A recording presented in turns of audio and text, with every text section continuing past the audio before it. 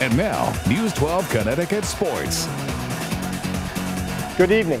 I'm Brad Stroble for News 12 Connecticut Sports at 10. Let's get this kicked off with the #1 story in town right now, namely the #1 Connecticut Huskies.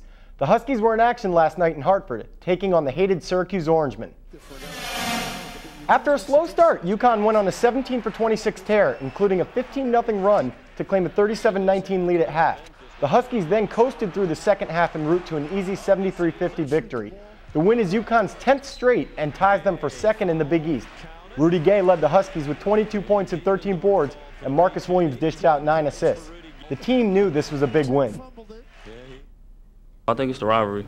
Just me and Coach Calhoun, Coach Bayon. They go far back, and we just want to get the win for them. Our big kids played good. I thought our big kids were terrific. Thought Rudy was the player that starting to become the player that we think he has a chance to be. That's one of the things that we're really good at. It's just great to have 4 guys that play on the inside that can really pass the ball, whether it be to each other or to the wings for an open 3. Connecticut improves to 21-1 on the season and retains its top spot in the polls. Next up for the Huskies is Seton Hall this Saturday at the Meadowlands. Turning now to pro hoops, the Knicks continued their dismal play.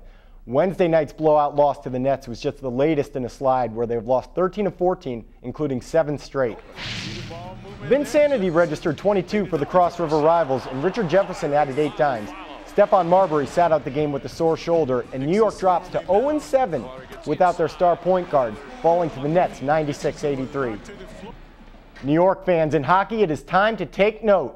The Rangers are for real. The team stopped the league's best offense last night at the Garden, and Henrik Lundqvist made 24 saves, including several spectacular ones.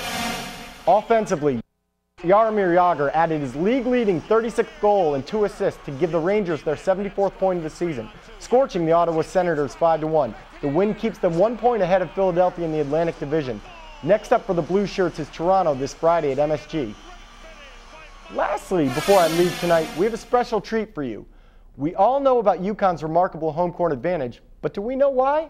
Before the Syracuse game, I was able to get a first-hand look at what Huskies fans do to prepare for the big game. We're standing outside of McKinnon's Pub in downtown Hartford, Connecticut, and we're here to find out what makes Hartford such a difficult place for opponents to play the Huskies. Why do you think UConn's undefeated at home? Because of us. The fans, right? Yes. How long have you been a Husky fan for? Oof. 15 years since I can remember. Yeah, what makes UConn fans the best? University of Connecticut is being from Connecticut. It's the only thing we got, no professional sports. Any secret pregame rituals for Husky fans?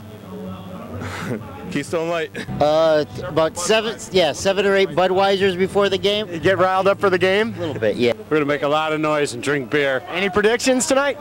UConn by 15. Been here 2 hours, looking forward to the game tonight, and hoping Syracuse puts on a good show. Connecticut by 11, and Rashad goes off for 27.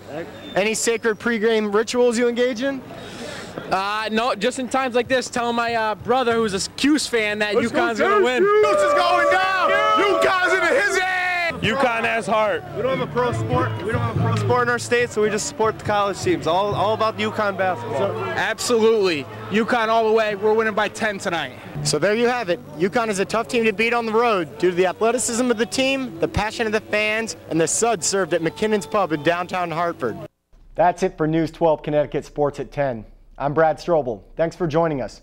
Good night.